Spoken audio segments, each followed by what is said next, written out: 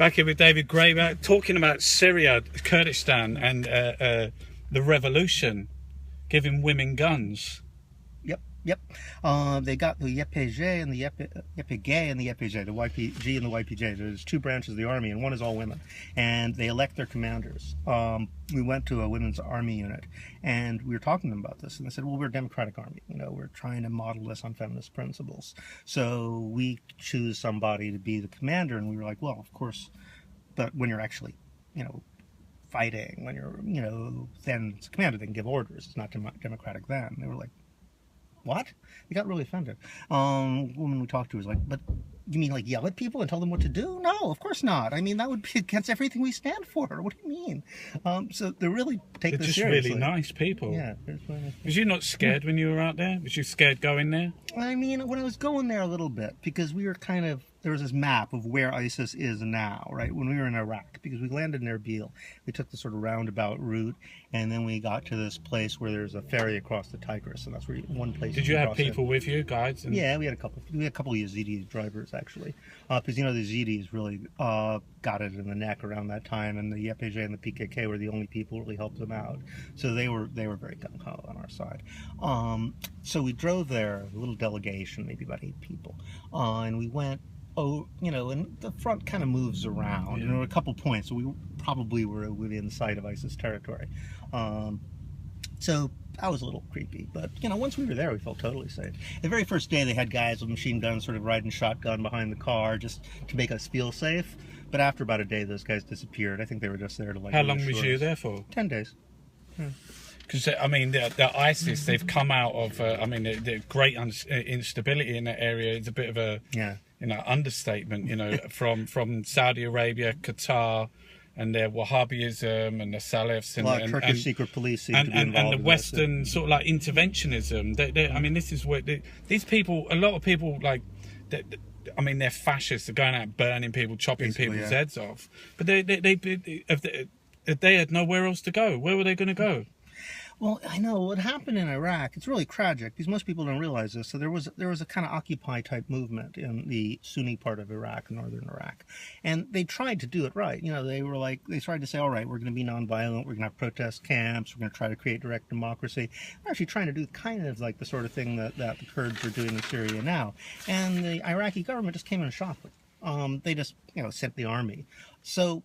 Massive sectarian violence for 10 years. Yeah. It's awful. I mean, the whole country is set on fire. Meanwhile, they're taking the oil out in Basra. I mean, where does the West get their morality from? If like the whole country's on fire. What you do is you project it onto somebody else. You say, if you want to act like a savage, you convince yourself somebody else is a savage. Say, oh, these people are just violent. They've always been like that. Of course, if you look at history, are violent. Yeah, I mean, I would see how we'd react if someone were like invading us and occupying us and trying to set us at each other's throats for like 20 years. Yeah. And, I mean, we've had that whole thing about the last couple of weeks. I watched a Snowden film on the NSA. He said that the NSA compared to GCHQ is nothing. That's interesting, yeah. And GCHQ is like, and Stasi compared to NSA is nothing. They point that out. Like, the kind of information control they have is like 100 times more than they had in East Germany. I love these parliamentary select committees where they drag out these people from GCHQ or HBSC, and you have all the MPs there, and they say, you're incompetent. You just laundered Mexican drug cartel money laundering. You're incompetent. That's the amazing thing. Like, okay, they got all this control of information. What do they do with it? Every time you read the paper, it's like, U.S. taken completely by surprise by events in Yemen. U.S. taken completely by surprise by rise of ISIS. It's like you got 17 different, spy agencies. You completely eliminated civil liberties so as to give all power to the spy agencies. And every time something happens in the world, we were just completely surprised by that. Yeah, but in the Snowden thing, it's not just the majority. It's about data is oil. An idiot would open a shop. You could sell like 1 million T-shirts online. You got to wait for someone to walk past the shop. Yeah. If you got the data, you got the commerce. You got everything with data. Yeah. Well, they're not using the information for what they say they're using it for. No, they're giving it to Google. I mean, Google's collecting it themselves, but they're using it. They know from your store card, from your being a good customer, they give you a card. They know how much beans you have every week. They can look back on your history. But sometimes I think about this, and I think maybe they just got too much detail. Maybe that's good. I don't know. Sometimes I think that, because I remember back in the day when I was involved in the global justice movement, they were just spying on us all the time. And every time you'd read a report, they just had no idea what was going on. They'd say the most idiotic things, and you realize that, like, it's because they had too much data. They're really good at getting data. They're really bad at interpreting it. So the more data they have, the more confused they have. So maybe now that they have all the information in the world, they're just like even more confused than before because they have no idea what to do with it. Now, I watched a film about Aaron Swartz as well, which did you meet him? Yeah, I was supposed to be working with him on a project right around the time that he died. It's really tragic. Yeah. Nice guy. Because he looked like he was going into the internet. He'd set up Reddit, and he was such a... and then he didn't want to make money for it, and he was such a cool guy. What's happening in America now with Ferguson? And it's very frightening. Actually, with Ferguson, I hadn't realized until I just read the recent reports what was going on there. Ferguson's one of those towns where there have been basically libertarians in charge for a long time, and they privatized everything.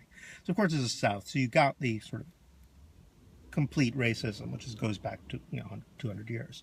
But because of that racism, they were able to it kind of brings to light stuff that's going on everywhere. It just becomes this kind of nightmare caricature version of what America's turning into, which is basically a shakedown state. What they were doing is they privatized everything. They were losing money. Their constant demand for revenue. They were in debt because there were all this municipal shady dealings going on. So essentially, the government was constantly telling the police and the courts, we need more money, we need more money, we need more money. So what they would do is, they would say, well, we can't round up white people because they've got some civil rights. Let's round up black people. In fact, that's what they did, because if you have a lawyer, basically all the white people in Ferguson have lawyers. If you have a lawyer, they can't just completely harass you.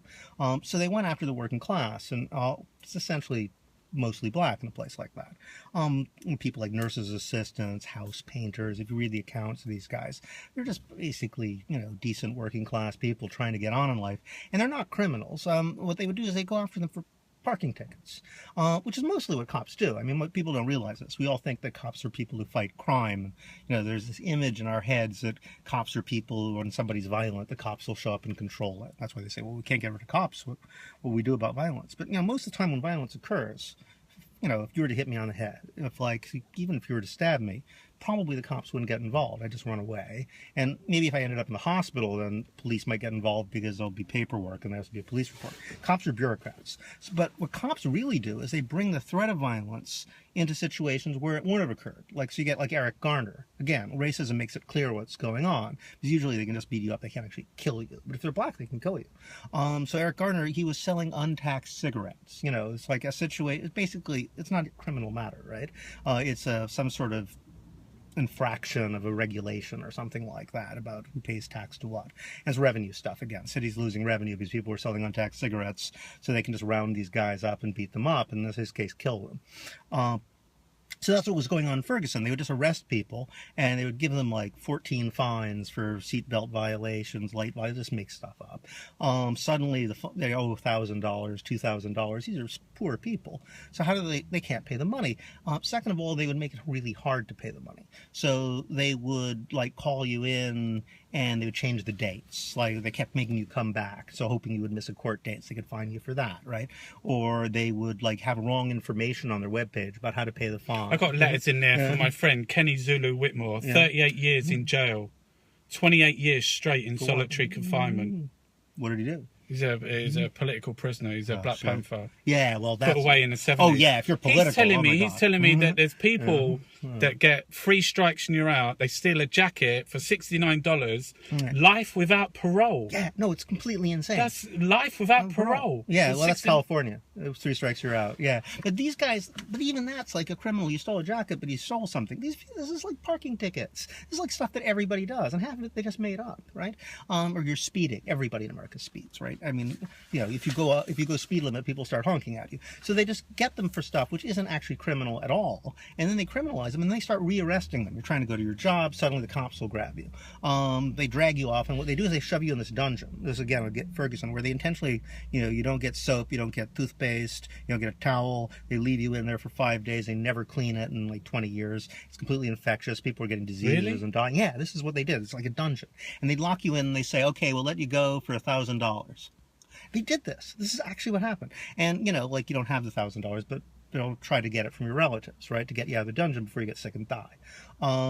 So, you know, that, which is normally illegal. You can't charge people's relatives for a fine, right? But this is how they do it. They put you in a situation so horrible, right, that, you know, your relatives will do anything to get you out. So they start raising the money.